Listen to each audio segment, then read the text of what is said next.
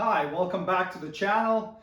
Please remember that while I did work as a dealership master technician for 17 years, I'm currently in no way whatsoever affiliated with any automotive manufacturer. All opinions expressed are my own, and any and all trademarks are the property of their respective owners. Today, I'm going to show you how to remove and replace the starter assembly on a 2010 Toyota Tundra. Disconnect the battery negative terminal using a 10mm socket and just get it out of the way.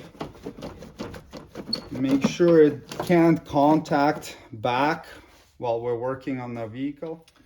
Remove the 10mm bolt right down there that holds the dipstick tube to the side of the engine.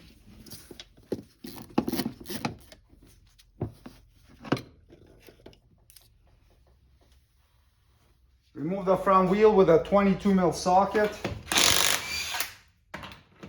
Remove the splash covers here. This one here is missing. We have just the front one, so there's a few clips you gotta pull out. Get it out of the way.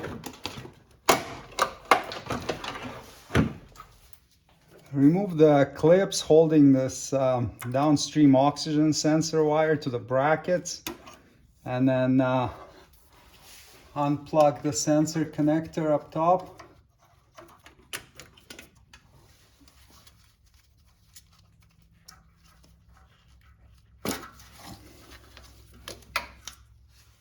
Unplug the front oxygen sensor connector right there.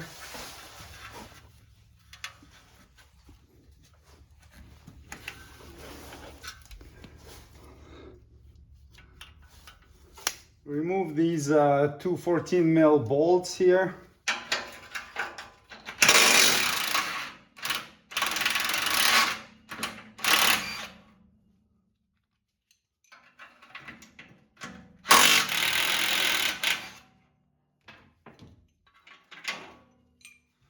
Remove these three 14mm head nuts right there, holding the pipe to the manifold. Now you can get the pipe out.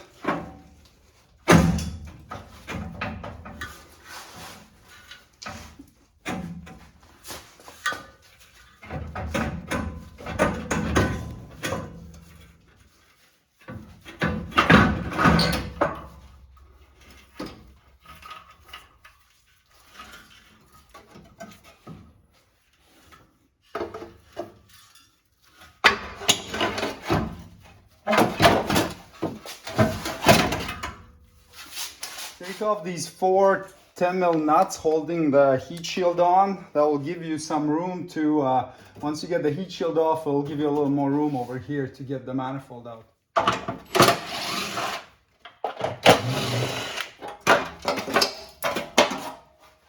And pop some of these clips out for access. I'll just give you a little bit more room to get to things.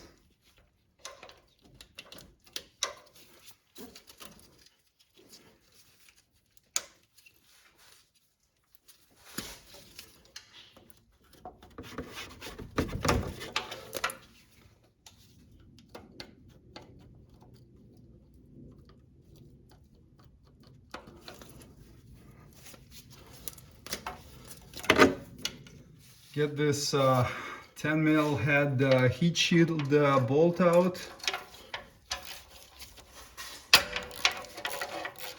Get these other two heat shield bolts out. And you can move this harness out of the way. We'll give you a little more room to work there. And now you can get this heat shield out of there.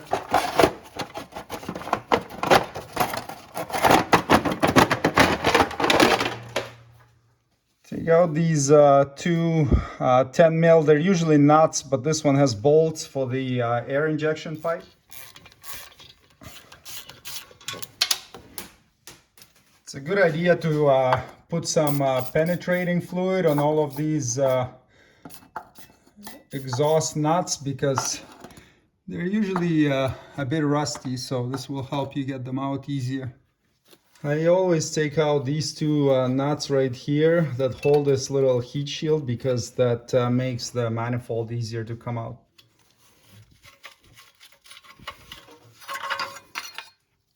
This is the setup I use to get every single nut out on the passenger side exhaust manifold. So we have a pretty shallow 12 mil 1/4 inch socket on a swivel and then a 1/4 inch extension. I use a 1/4 inch because it can get into like the really tight places. And then I have an adapter for 3/8 and another 3/8 extension and just a 3/8 ratchet. And I'm able to get every nut out that way. You have to be pretty careful. Don't round them off because once you round them off, you're in for some struggle after that. Really, the only two challenging ones are the two top front nuts. Like this one is, it's not terrible, but the one next to it, the one to the rear of it is pretty hard to get on, but with the setup you should be able to get it. Make sure your socket isn't so shallow that it doesn't clear over the stud, because then you will not grab the nut fully and it will potentially round it off. So the other tricky nut is that one located right there. The top one second from the front, and we can get it out using the same method.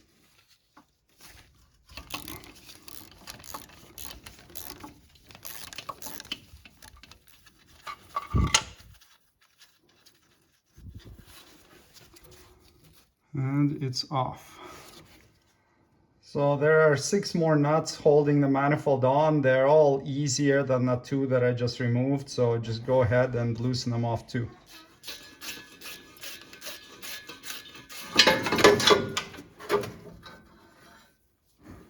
Now that all the nuts are out, you can get the manifold out. It's a pretty tight squeeze.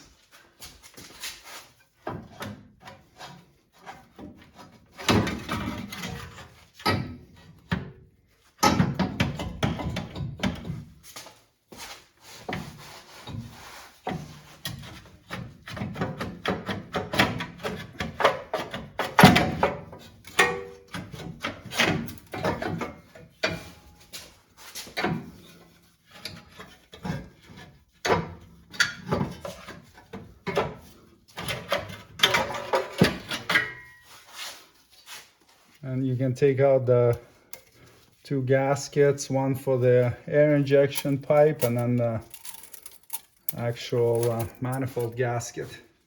Now remove these 3 10mm head bolts holding the heat shield on.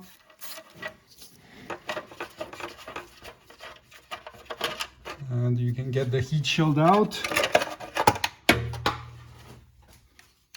Pop this little cover off the starter terminal. I remove the 12mm nut there.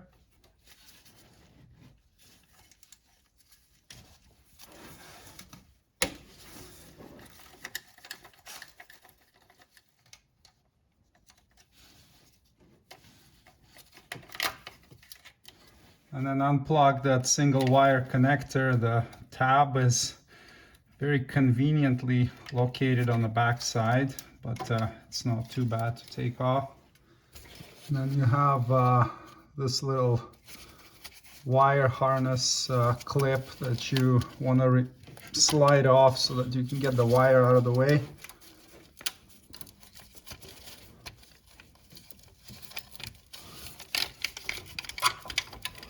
Take off this 12mm bolt that's holding the transmission oil cooler pipes on, or the coolant pipes for the transmission oil cooler, and this will give us access to the top 14mm starter bolt here. Otherwise you won't be able to get it out easily. And then loosen the 2 starter bolts.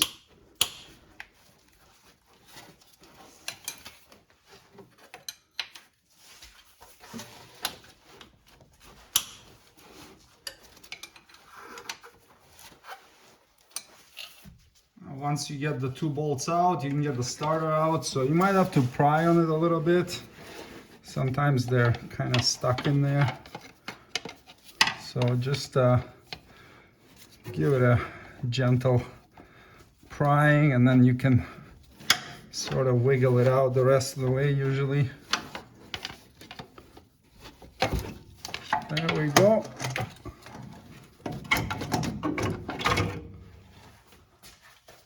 Now clean the mating surface on the cylinder head. I use just a sharp, straight razor blade to clean off all the hardened deposits, and then you can use like a Scotch-Brite pad afterwards and just smooth it all out. So don't use a grinder or a power wheel, because that can damage the aluminum and create a gouge in it, and then that's not going to seal and you're going to have an exhaust leak. So clean it until it's really nice and smooth to the touch and there's no crust or gunk left on there. The manifold itself, it's made of steel, so you're definitely safer to use a grinder on it. Just don't use like a really hard sandpaper wheel, because it can also eat away at it. But you can definitely clean it with a grinder or like a wire wheel, as long as you don't go crazy on it. Once the mating surface on the cylinder head is clean, clean the mating surface on the exhaust manifold.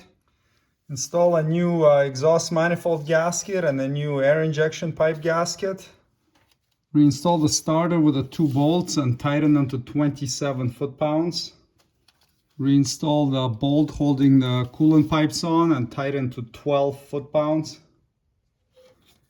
Clip in a single wire connector first, and then install this main connector with a 12mm nut.